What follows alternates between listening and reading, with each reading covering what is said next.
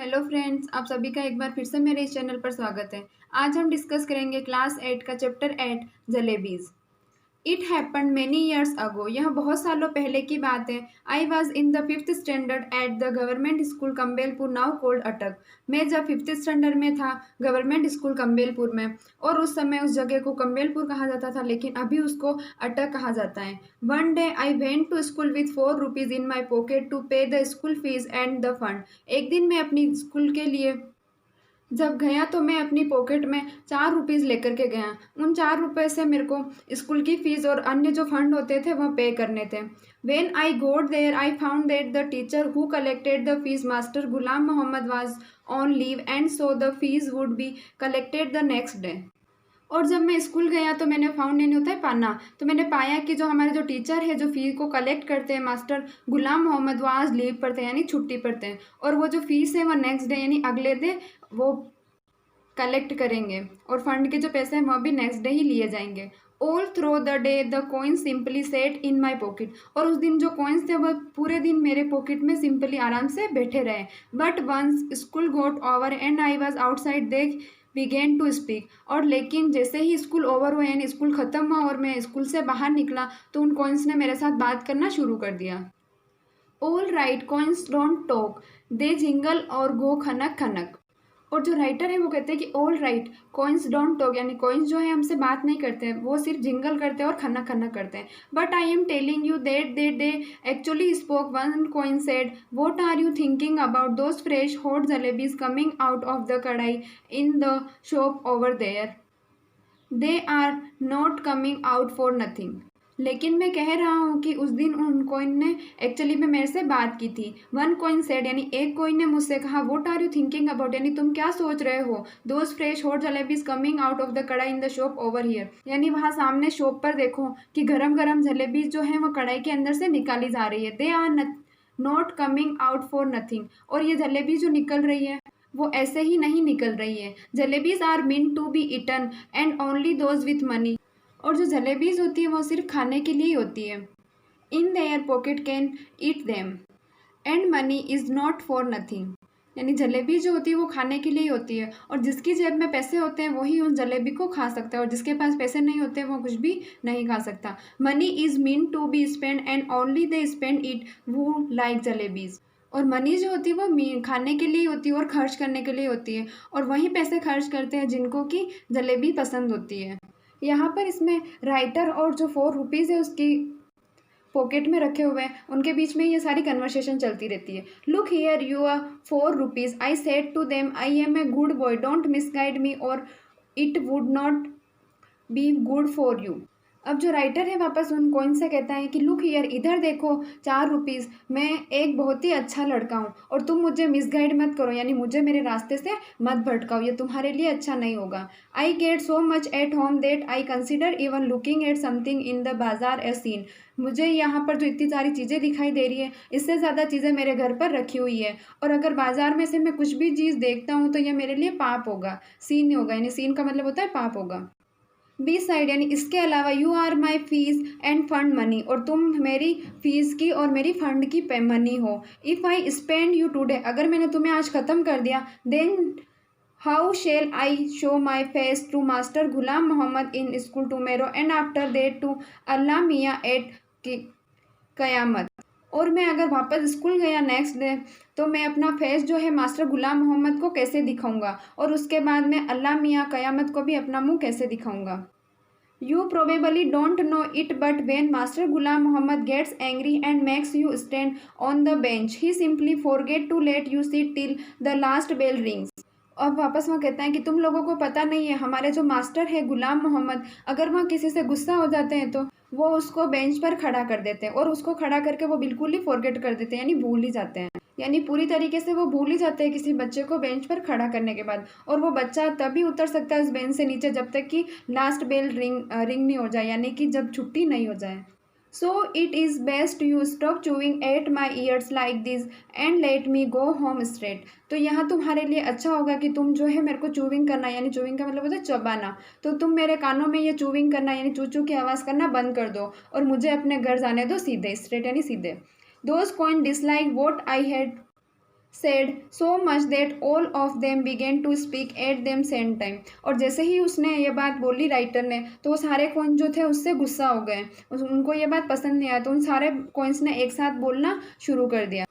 There was such a clamor that passerby in the bazaar stared eye-wide with surprise at me and my pocket।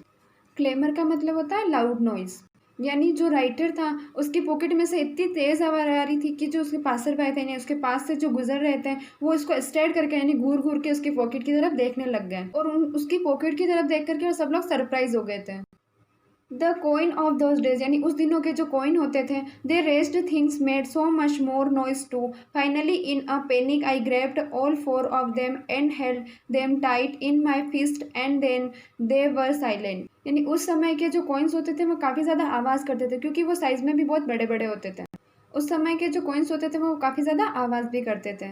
तो finally author जो थे उन्होंने क्या किया कि उनके पास जो 4 रुपीज़ थे कॉइन्स, उन्होंने उनको जेब से निकाल लिया और अपनी फिस्ट में रख लिया यानी मुट्ठी में रख लिया, और उस मुट्ठी को टाइट बंद कर दी। और उससे क्या हुआ कि वो जो कॉइन्स थे उन्होंने आवाज़ करना बंद कर दिया और वो साइलेंट हो गए। After taking a few steps I loosen my grips immediately.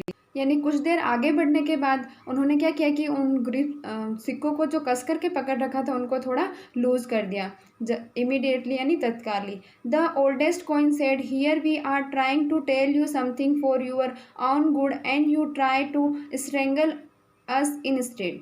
यानी थोड़ा दूर जाने के बाद जब ऑथर ने उन सिक्कों को थोड़ा लूज कर दिया, तो उनमें से एक ओल्डेस्ट जो कॉइन जो था वो कहता है कि मैं तुम्हें कुछ बताना चाहता हूँ, और हम कब से ही तुम्हें कुछ बताने की कोशिश कर रहे हो और इसके बजाय तुम सुनो कि हमें और ज़्यादा टाइट पकड़ रहे हो। Tell me honestly now don't you feel like eating those hot hot jalebis. वह कॉइन्स उससे कहता है ऑथर से कि तुम मुझे सच सच बताओ कि क्या तुम्हें इन हॉट हॉट जलेबीज को खाने का मन नहीं कर रहा है। And then if you do end up spending us for today would won't you get the scholarship money tomorrow. और फिर कॉइन्स वापस ऑथर को कहते हैं कि अगर तुम आज हमें ख़त्म कर दोगे तो क्या तुम्हें कल तुम्हारे स्कॉलरशिप के पैसे नहीं मिलेंगे। Sweets with the fees money, fees with the scholarship money, end of story, किस्सा ख़त्म पैसा हजम। तो अब तुम क्या करो कि ये जो स्वीट्स की जलेबीज हैं इनको अपनी फ़ीस की मनी से खा लो, और जो तुम्हें फ़ीस पे करनी है वो स्कॉलरशिप की मनी से पे कर देना। और एंड ऑफ द स्टोरी, इस तरह से स्टोरी ख़त्म होती है और किस्सा ख़त्म पैसा हजम, और किस्सा भी ख़त्म हो जाएगा और पैसा भी हजम हो जाएगा। What you are saying is not right, I replied, but it is not the wrong either. Listen। फिर वापस राइटर उन कॉइन्स को कहता है कि जो तुम कह रहे हो वो एक तरह से सही तो नहीं है, लेकिन दूसरी तरह से सोचा जाए तो यह बात गलत भी नहीं है। Stop blabbering and let me think. वह वापस कहते हैं कि तुम ये जो कब से ब्लेबरिंग कर रहे हो यानी बड़बड़ जो कर रहे हो उसको बंद करो, और मैं जो कह रहा हूँ उसको सुनो और मेरे को थोड़ा सोचने दो। I am not a common sort of boy, but then these jalebis are no common sort of jalebis either, they are crispy fresh and full of sweet syrup.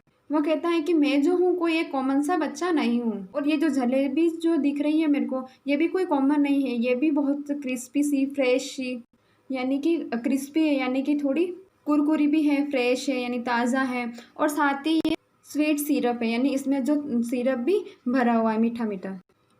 My mouth watered but I was not about to be swept away so easily. अब वो writer कहता है कि मेरे मुंह में अब पानी भी आने लगा है, लेकिन वो ऐसे नहीं थे कि उन जलेबी की बातों में फटाफट से बह जाए और उन जलेबी की बातों में आ जाए। वो ऐसे नहीं थे कि उन कॉइन्स की बातों में आ जाए और वो जो जलेबी दिख रही थी उनकी जो क्रिस्पी और वो फ्रेश दिखाई दे रही थी उनकी तरफ जल्दी से चले जाए। In school, I was among the most promising students. In the 4th standard exam, I had even won a scholarship of 4 rupees a month.